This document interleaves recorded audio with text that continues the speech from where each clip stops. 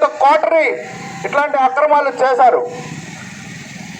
అంతేకాకుండా పోలవరం ప్రాజెక్టులో అనేక అవకతవకలు, భూసేకరణలో అవకతవకలు, ఆర్ఎన్ఆర్లో అవకతవకలు, ఇసుక దోపిడీ ఇవన్నీ కూడా మన ప్రజాప్రతినిధి కనుసన్నల్లో జరుగుతూ ఉన్నాయి. భూసేకరణలో ప్రభుత్వ భూముల్ని, చెరువుల్ని వీటిని కూడా భూసేకరణలో పెట్టి అసలు పేరే ఊరు లేని వారి పేరు మీద డబ్బులు కొట్టి అధికారులు, దళారులు, ప్రజాప్రతినిధులు పంచుకోవడం మనం చూసాం. ఇవన్నిటినీ దృష్టిలో పెట్టుకొని ఆయనకు కానీ టికెట్ ఇస్తే ఆయన ఓడిపోతారు అని చెప్పి ఆ పార్టీ ఆయన భార్యకు ఎమ్మెల్యే టికెట్ ఇవ్వడం జరిగింది. అందరూ అంటారు భార్య ఎమ్మెల్యే అయితే భర్త ప్రభావం ఉండదా, భర్త అక్రమార్కుడు అయితే భార్య నీతిమంతురాలు అవుతుందా? ఒకసారి మీరంతా ఆలోచించండి. ఇంతమంది అభ్యర్థులు ఉన్నారు, ఆ పార్టీ వారికి ఒక్క మంచి వ్యక్తి కూడా కనిపించలేదా అని నేను అడుగుతా ఉన్నా. సోదర సోదరీమణులారా, మన ప్రాంతం నుంచి గెలిచే అభ్యర్థి అధికార పార్టీ అభ్యర్థి అయి ఉండాల్సిన అవసరం లేదు. మంచి వ్యక్తి అయి ఉంటే చాలు, ఈ ప్రాంతాన్ని అభివృద్ధి చేసేవాడు అయి ఉంటే చాలు. కాబట్టి మీరు పార్టీలను చూడకుండా మనుషుల్ని చూడాలి, వారి యొక్క సమర్థతను చూడాలి, వారి వెనుక ఉన్న నీతి నిజాయితీని, వారి చరిత్రని చూడాలని మిమ్మల్ని అందరినీ కోరుతా ఉన్నాం. మరొక అభ్యర్థి ఉన్నారు, ఆయన ఉమ్మడి అభ్యర్థి అని చెప్పి అంటారు.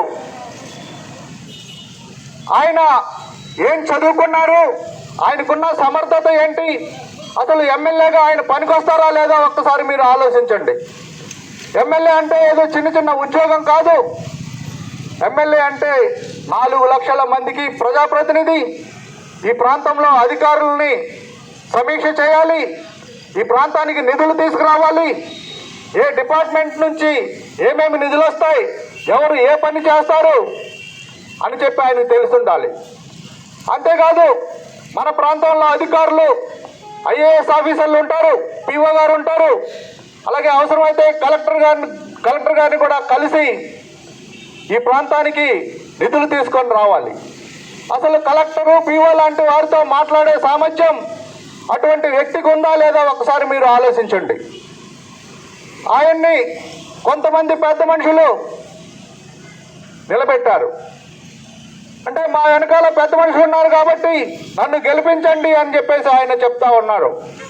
అంటే ఎమ్మెల్యే పదవి ఇంత అభివృద్ధి చెందిన సమాజంలో, మనం ఐటీ రంగంలో ఎంతో ముందుకు దూసుకుపోతున్న ఈ తరుణంలో బినామీల్ని ఇంకెంతకాలం పెడతారు అని చెప్పేసి నేను అడుగుతా ఉన్నా. చదువుకున్న వాళ్ళు లేరా, సమర్థులు లేరా, మంచివారు లేరా? ఒకసారి ఆలోచించండి. ఇంకెంతకాలం ఈ పెత్తనాలు సాగుతాయి? మంచివారిని పెడితే ఎవరైనా సంతోషిస్తారు, కానీ వారి మీద ఆరోపణలు ఉన్న వ్యక్తుల్ని, సమర్థత లేని వ్యక్తుల్ని మన ఎమ్మెల్యేగా పెడితే ఎవరైనా సరే ఎలా గెలిపిస్తారు? ఒకవేళ గెలిచినా కూడా వారు ఏం చేస్తారో మీరు ఒక్కసారి ఆలోచించండి. నేను అందరికీ చెప్తా ఉన్నా, నేను చదువుకున్నా, ఇంగ్లీష్లో మాట్లాడగలను, హిందీలో మాట్లాడగలను. ఈ ప్రాంతంలో అనేక సమస్యల్ని ఢిల్లీ స్థాయిలో నేషనల్ ఎస్టీ కమిషన్ దృష్టికి తీసుకెళ్లాను. అక్కడ జాతీయ ఎస్టీ మినిస్ట్రీ ద్వారా కొన్ని సమస్యలు పరిష్కరించాను. మన ప్రాంతానికి ఎస్టీ కమిషన్ని తీసుకొచ్చాం. పోలవరం ప్రాజెక్టు నిర్వాసితుల సమస్యల గురించి ఎస్టీ కమిషన్ ఈ ప్రాంతానికి తీసుకురావడం జరిగింది. ఇక్కడున్న ఆర్ఎన్ఆర్ కాలనీస్ అన్ని కూడా తిప్పడం జరిగింది. చాలా సమస్యల్ని పరిష్కరించడం కోసం అనేక ఉత్తరాలు రాశాను, అవి ఇంగ్లీష్లోనే రాశాను. ఇప్పుడున్న అభ్యర్థులకు ఎవరైనా ఉత్తరాలు రాసే సమర్థత ఉందా ఒక్కసారి మీరు ఆలోచించండి. ఎవరో వెనకాలని నడిపిస్తే నడిచే వ్యక్తుల్ని ఇంకా మనం గెలిపించుకుందామా మీరు ఒక్కసారి ఆలోచించండి. సోదర సోదరీమణులారా, మన ప్రాంతం నుంచి ఎమ్మెల్యేగా వెళ్ళే వ్యక్తి మన సమస్యలు తెలిసిన వాడై ఉండాలి. వాటిని పరిష్కరించగలిగే సామర్థ్యం ఉండాలి. అంతేగాని ఎవరో పెద్ద మనుషులు ఉన్నారు వారు వెనకాల అని అంటే ఈ రోజుల్లో అది చెల్లదు. ఎవరు కూడా అమాయకులు కాదు. మీరందరూ కూడా ఆలోచించండి. మంచి వ్యక్తిని, ఇప్పుడు పోటీలో ఉన్న మంచి వ్యక్తి ఎవరో చూడండి, మీరు అటువంటి వ్యక్తికి మీరు ఓటేయండి. నా సమర్థత గురించి మీరు తెలుసుకోండి. నేను గత 10 సంవత్సరాలుగా ప్రజాక్షేత్రంలో ఉన్నాను. 2014లో సమైక్యాంధ్ర పార్టీ నుంచి ఎమ్మెల్యేగా పోటీ చేశాను.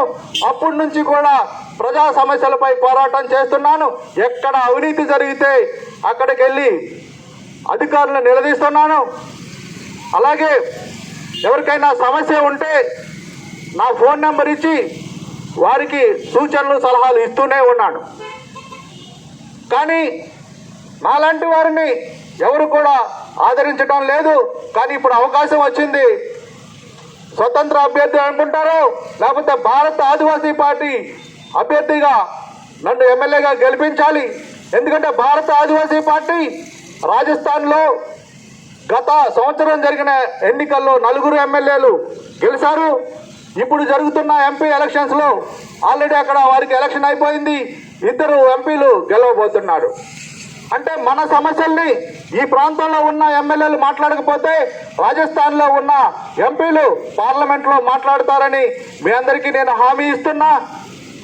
అలాగే ఇక్కడున్న సమస్యలు చాలా ఉన్నాయి. మన బుట్టాయిగూడెం విద్యకు వైద్యానికి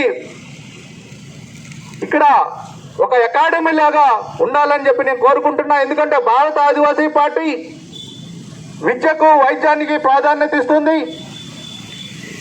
మనకు విద్య కోసం ఇక్కడ ఒక డిగ్రీ కాలేజ్ ఉంది. దాంట్లో మంచి మంచి పీజీ కోర్సులు కూడా పెట్టాలని నేను భావిస్తున్నాను. అలాగే మనకు 100 పడకల ఆసుపత్రి శాంక్షన్ అయింది, కానీ అది ఇంకా కట్టడం స్టేజ్లోనే ఉంది. మీరు ఒక్కసారి ఆలోచించండి. ఎప్పుడో శాంక్షన్ అయిన 100 పడకల ఆసుపత్రి ఇంకా కట్టడానికి నోచుకోలేదంటే అందరూ అంటారు ఆ హాస్పిటల్ కట్టేటప్పుడు నా కమిషన్ నాకు ఇవ్వకపోతే మీరు కట్టడానికి వీల్లేదు అని ఇక్కడున్న ప్రజాప్రతినిధులు హుకుం జారీ చేశారని చెప్తా ఉంటారు. అంటే అవినీతి పరులైన వారు కమిషన్లు తీసుకునే వాళ్ళు ఉంటే మనకి రావాల్సిన సదుపాయాలు, అది వైద్య సదుపాయం అయినా సరే ఆలస్యం అవుతుంది. ఒకసారి ఆలోచించండి. 100 పడకల ఆసుపత్రి ఉంటే మనం జంగారెడ్డిగూడెం వెళ్ళాల్సిన అవసరం లేదు, ఏలూరు వెళ్ళాల్సిన అవసరం లేదు. అన్ని సదుపాయాలు ఇక్కడే దొరుకుతాయి. కానీ అది ఆలస్యమవడానికి కారణం ఎవరు ఒక్కసారి ఆలోచించండి. అలాగే బుట్టాయిగూడాన్ని ఒక వ్యాపార హబ్గా నేను తయారు చేస్తానని, ఇక్కడున్న వ్యాపారస్తులందరికీ జీఎస్టీ నుంచి మినహాయింపు వచ్చేలా కృషి చేస్తానని, అలాగే షాపింగ్ కాంప్లెక్స్లు కట్టి ప్రతి ఒక్కరికి తక్కువ అద్దెతో షాపులన్నీ కూడా ఇస్తామని చెప్పేసి, ఆ విధంగా ప్రతి ఒక్కరికి జీవనోపాధి కల్పిస్తామని చెప్పేసి తెలియజేస్తా ఉన్నాం. నిరుద్యోగ యువకుల కోసం ఉద్యోగాలు కల్పిస్తాం, వారికి శిక్షణను ఇస్తాం, ఒక నైపుణ్య కేంద్రాన్ని ఇక్కడ ఏర్పాటు చేస్తాం. అలాగే బీసీ సోదరులు ఉన్నారు. బీసీ సోదరుల గురించి కూడా ఒక మాట చెప్పాలి. 1931లో బీసీ జనగణన జరిగింది. అప్పుడు 27% బీసీలు ఉన్నట్టుగా లెక్కల్లో చేర్చారు. అదే 27% ఇప్పటి వరకు వారికి చదువులో ఉద్యోగాల్లో రిజర్వేషన్ ఇస్తూ ఉన్నారు. కానీ బీసీలు ఎటువంటి అభివృద్ధి చెందలేదు. మనందరికీ తెలుసు, ఎవరైతే రాజ్యాధికారంలో ఉంటారో వారు మాత్రమే అభివృద్ధి చెందుతూ ఉన్నారు. ఎవరైతే ఏ సామాజిక వర్గం అయితే ముఖ్యమంత్రి పదవిని అలంకరిస్తారో వారు మాత్రమే అభివృద్ధి చెందారు. ఇప్పటి వరకు ముఖ్యమంత్రి పదవి అలంకరించిన వాళ్ళు అభివృద్ధి చెందలేదు. ఉదాహరణకి కాపులు ఉన్నారు, ఇంతవరకు ముఖ్యమంత్రి పదవి చేయలేదు, అందుకనే వారు అభివృద్ధి చెందలేదు.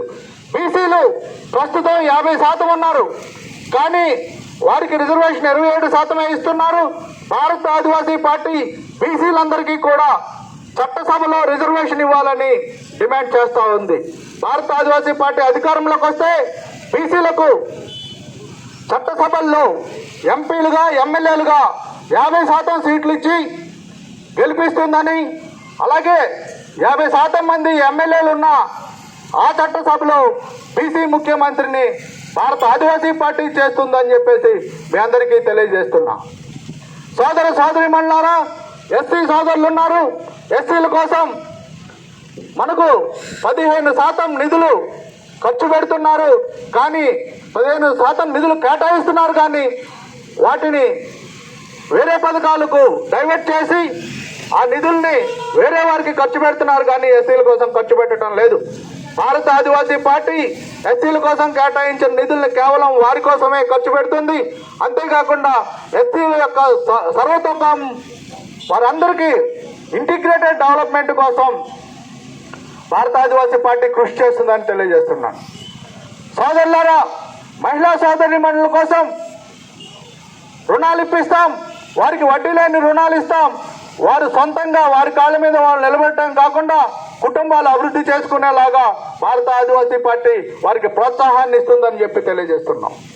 మన ప్రాంతాల్లో ఆదివాసీ సోదరులు ఉన్నారు. ఆదివాసీలందరూ కూడా వారు వ్యవసాయాలు చేసుకుంటూ ఉంటారు. కొత్త గొప్ప చదువుకుంటే చిన్న ఉద్యోగాలు వస్తారని భావిస్తారు, కానీ ఇప్పుడు స్థానికంగా ఉన్న ఆదివాసీలకు ఎవరికి కూడా ఉద్యోగాలు రావట్లేదు. కాబట్టి నేను ఎమ్మెల్యే అయిన 30 రోజుల్లో ట్రైబల్ అడ్వైజరీ కౌన్సిల్ని ఏర్పాటు చేసి షెడ్యూల్ ప్రాంత ఉద్యోగ నియామకాల చట్టం ఏర్పాటు చేస్తానని, ఇక్కడున్న చిన్న ఉద్యోగాలన్నీ కూడా స్థానిక ఆదివాసీలకే వచ్చేటట్టు చేస్తానని చెప్పి దానికోసం చట్టం తెస్తానని చెప్పి తెలియజేస్తున్నా. అంతేకాకుండా పోలవరం ప్రాజెక్టుని ఒక పర్యాటక రంగంగా తయారు చేస్తాం. పోలవరం ప్రాజెక్టుని పర్యాటకంగా చేసి అక్కడ ప్రతి నిరుద్యోగికి కూడా ఉపాధి కల్పించే విధంగా ఆ పర్యాటక కేంద్రాన్ని తీర్చిదిద్దుతామని, పోలవరం ప్రాజెక్టులో చేపలు పట్టుకునే విధానాన్ని కూడా ఆదివాసులకు నేర్పించి వారిని అందరినీ కూడా అభివృద్ధి చేస్తామని చెప్పి తెలియజేస్తున్నా. అదేవిధంగా అనేక చట్టాలు ఉన్నాయి ఈ ప్రాంతంలో, అవి అమలు కావటం లేదు. వాటినన్నిటి కూడా భారత ఆదివాసీ పార్టీ అమలు చేస్తుందని చెప్పేసి మీ అందరికీ తెలియజేస్తున్నాం. సోదరిమణులారా, భారత ఆదివాసీ పార్టీ అంటే అందరి పార్టీ, అందరూ కూడా అభివృద్ధి చెందాలని కోరుకునే పార్టీ. ఇటువంటి పార్టీ తరఫున నేను ఎమ్మెల్యేగా పోటీ చేస్తున్నాను. నన్ను అసెంబ్లీకి పంపించి మీరందరూ కూడా బాగుపడాలని మీ అందరినీ కోరుతున్నాం. అలాగే అంబేద్కర్ గారు ఏమైతే కోరుకున్నారో సమాజ స్థాపన మనం అందరం కలిసి అది నిర్మిద్దాం. దానికోసం నేను నిరంతరం కృషి చేస్తాను. ఇప్పుడు మా సోదరులు మీకు పాంప్లెట్లు పంచిపెట్టారు, దాంట్లో నా ఫోన్ నెంబర్ ఉంటుంది. మీకు ఎవరికైనా వ్యక్తిగతమైన సమస్య ఉన్నా, లేకపోతే సామూహికమైన సమస్య ఉన్నా, మీ గ్రామం యొక్క సమస్య ఉన్నా నాకు తెలియచేయాలి. దానికోసం నేను ఆ సమస్యను పరిష్కరించడం కోసం నేను కృషి చేస్తాను. అలాగే నా వల్ల కాకపోతే అది ఎవరి వల్ల సాధ్యమవుతుందో మీకు మార్గాన్ని చూపిస్తానని చెప్పేసి మీ అందరికీ తెలియజేస్తున్నా. నన్ను గెలిపించడం కోసం రేపు 13వ తారీఖున జరిగే ఎన్నికల్లో ఈవీఎం, గులాబీ రంగు ఈవీఎంలో 7వ నెంబర్ వరుస నెంబర్లో నా పేరు ఉంటుంది, నా ఫోటో ఉంటుంది, నా గుర్తు హాకీ బ్యాట్ అండ్ బాల్ ఉంటుంది. దాని మీద మీరు మీటర్ నొక్కి నాకు ఓటు వేసి నన్ను గెలిపించాలని మీ అందరినీ కోరుకుంటున్నా. నేను గెలిస్తే ఈ ప్రాంతంలో ఉన్న అన్ని సమస్యల్ని తీరుస్తానని, మీకు ఎల్లప్పుడూ అందుబాటులో ఉంటానని తెలియజేస్తూ నాకు ఈ అవకాశం ఇచ్చిన ప్రతి ఒక్కరికి హృదయపూర్వక ధన్యవాదాలు తెలియజేస్తూ సెలవు తీసుకుంటున్నా. జై హింద్, జై భారత్.